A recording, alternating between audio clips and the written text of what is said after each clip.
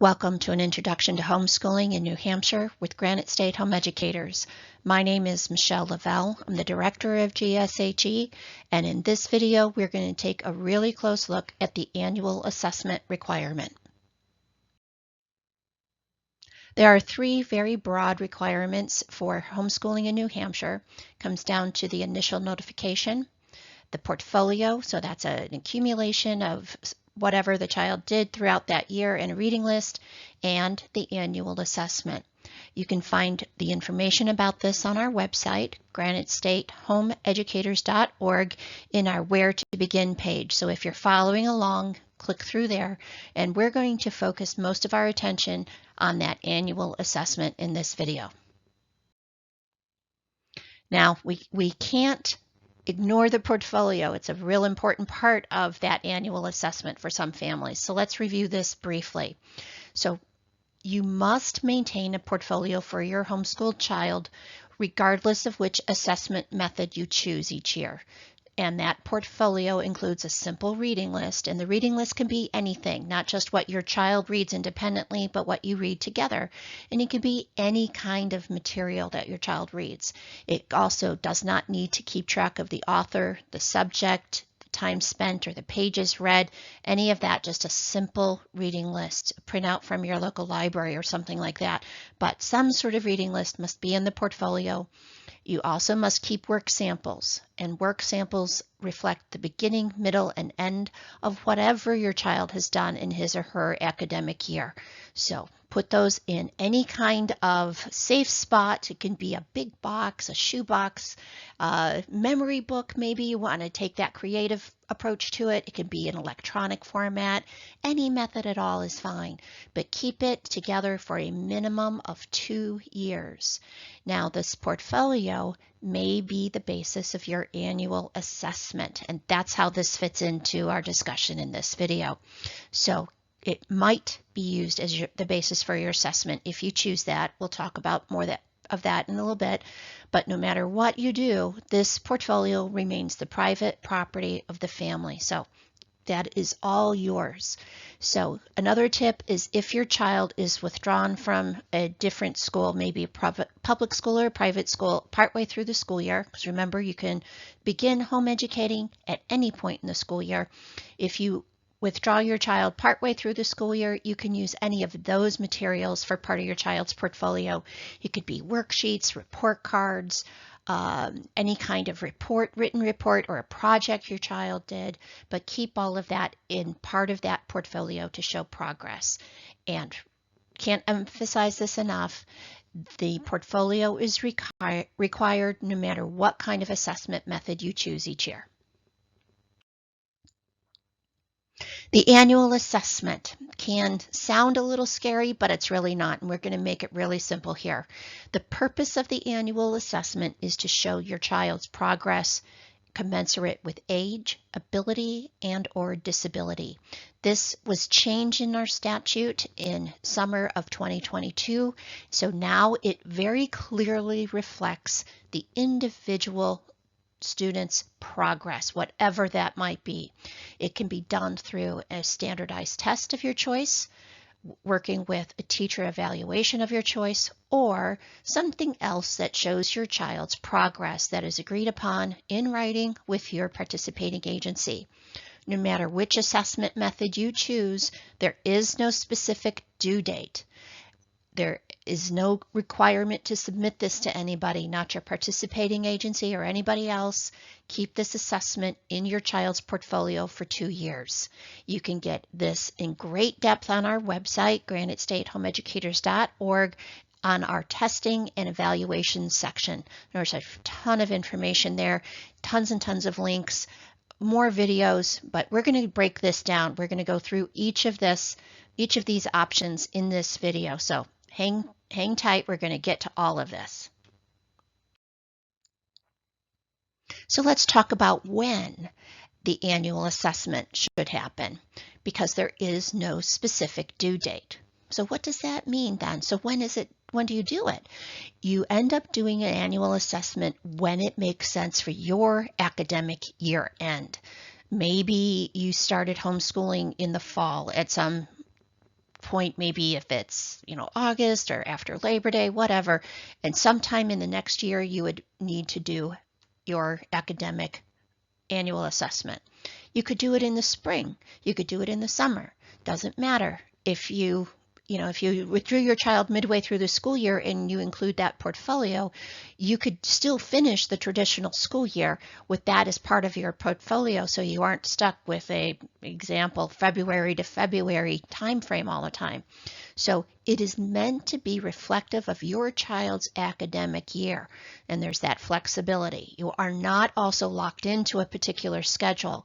So let's say your child seems to be progressing faster and you want to accelerate that year end, you could do that. If you need to stretch it out a little bit because of family circumstances or extra time that your child need to finish things up, you could do that. It just simply says annual assessment. So you can have some flexibility there, but be mindful of that requirement. It says annual. Now, some families also choose to do some sort of assessment at other points in their child's year. A lot of times parents like to do it at the very beginning of a home ed program to get some sort of baseline as to where their children are at in a variety of subjects. You certainly can do that. You can also perform some sort of assessment at any time in the school year to check your child's progress, to make sure you're on track with your individual goals and objectives. Maybe you want to do an assessment before transitioning into the next grade level.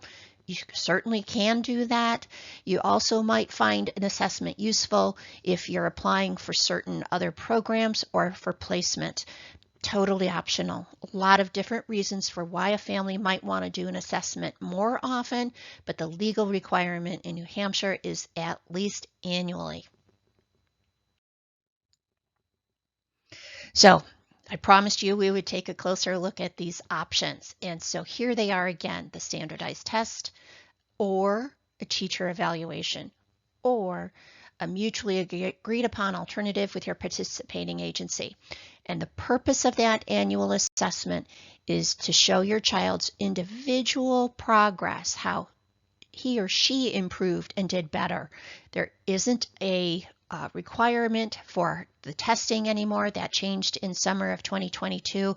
So there is no threshold minimum or any of that. It is against your own child's progress. So keep that in mind. Super, super important. And remember, if you do decide that third alternative, something else outside of a standardized test or a teacher evaluation, you need to have this approved in writing with your participating agency. That is the entity to whom you sent your original notification, whether it's your local SAU superintendent, the private school principal, or the New Hampshire Department of Ed. And there is no right or wrong choice here. Is whatever best reflects your child's progress, what works for your family. So keep that in mind. There's no right or wrong here. Now we're going to take a closer look into one of those options, the standardized test. So there are lots and lots of choices here. You have a lot of flexibility to choose what is best reflective of your child's progress. Some families like to take the statewide assessment that is given at their local public schools. That is certainly an option to you. If you want to pursue that, talk to them well in advance to make sure your child has a spot reserved so he or she can participate. Totally can do that. But there are options beyond that test. You can choose to do some sort of other standardized test, and we have a list of those on our testing services page. And you need to do some homework here, though, because there are different tests with different subjects, different grade levels, different administration requirements. Some are online, some are good old-fashioned bubble sheets. Some tests are timed, others are not. Some tests allow a calculator, some don't. And individual tests may or may not allow accommodations if your child has an IEP or other special education differences that need that flexibility. It's up to you to decide which of these tests fits if you want a standardized test for your annual assessment. Lots and lots of options there, so you can pick what is best reflective of your child's learning year. And keep in mind that now there are no testing minimums. That was removed from our statute in summer of 2022. And this test does not determine if your child advances to a next grade level or even graduates. You decide when it's appropriate for your child to advance or graduate. That's not a test. There is no test for that. If you take a test, these results remain your private property, and just toss it into your child's portfolio for safekeeping. Here are some examples of various standardized tests that you could pick from if you are inclined to do them. As I mentioned before, they can vary by subject, whether they're online or bubble sheets, what kind of turnaround time they provide, and more. If they even need a proctor, third-party adult to proctor the test.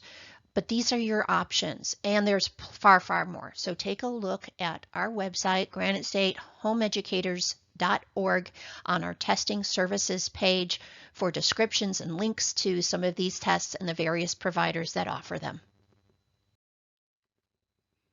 Like with anything, there's always pros and cons for any of these options. Some of the advantages to a standardized test is that it's an objective measure. That can be really, really helpful if you want to compare your child's progress from one point in time to another point in time. You can chart progress more easily. That can be very, very helpful.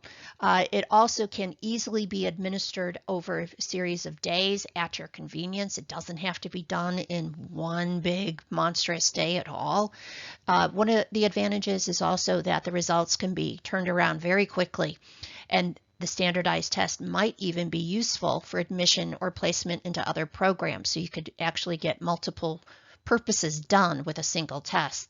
That might be an advantage to you.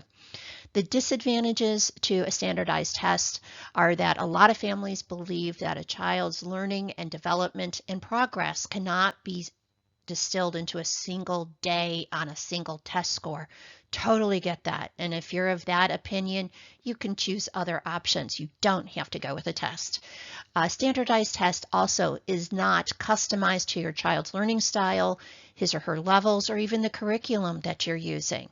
So be aware of that as you consider your options for an assessment. Standardized tests might be aligned to Common Core standards. That's also called college and career readiness standards. That might not be reflective of the kind of materials you use for your home education program. And standardized tests may not be particularly well suited for children who are using some less structured learning approach at home or have special education needs or test anxiety. But these are some of the pros and cons with a standardized test, but the choice is yours. You also can choose to have a teacher evaluation done, and this is a really, really great option. You can choose the education professional with whom you work, which is really, really awesome. That you can work with anybody who has an active New Hampshire teaching certification, or who has one with a state that has reciprocity with New Hampshire. You can also work with an individual who is currently teaching in one of New Hampshire's non-public schools. So that's up to you to verify their credentials, but you have a lot of choices there, and you certainly do not need to work with a public school teacher if you don't feel comfortable with that. There is no particular form or checklist for this evaluation, but we recommend certain components so that it's reflective of the identifying your child. So we recommend that the evaluation includes the child's name, birth date, and address. That is similar to the original notification. Add in the date of the evaluation and some sort of brief description of the materials that were reviewed. It should also include the teacher's name and credentialing numbers, or where he or she is a teacher in the case of being a teacher at one of New Hampshire's private schools.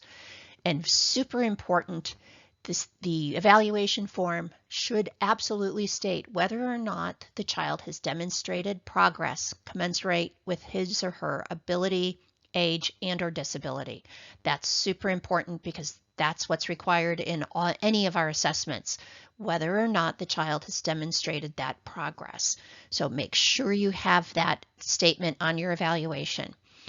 We also recommend that parents have this discussion with the person well in advance so that you understand, you have a meeting of the minds, you have mutual expectations of how this will go down, and you can figure out if that will include a discussion with the parent or even the student, or if it's solely based on that portfolio, and we talked about that earlier.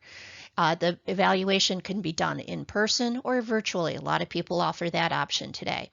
But the evaluation is not complete until the parent signs it. So if you are unhappy with this evaluation for any reason, don't sign it, and you can pursue an evaluation with somebody else or use a different method, take a test or find something else. But it's only official once the parent signs it. And just like the standardized test, the evaluation does not determine whether or not your child advances to the next grade level or graduate. That's up to you, not the evaluation.